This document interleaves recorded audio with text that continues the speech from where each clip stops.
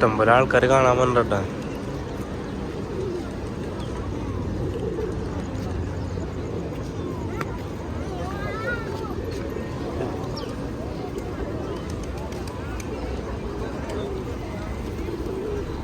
കുരങ്ങന്മാരെ കൊണ്ട് നേടാണല്ലോ.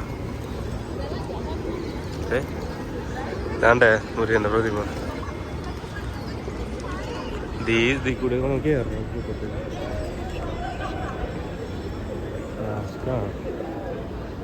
നല്ലപോലെ കളറൊക്കെ അടിച്ചിട്ടുണ്ടല്ലേ, പെയിന്റ് അടിച്ചിട്ടുണ്ടല്ലേ.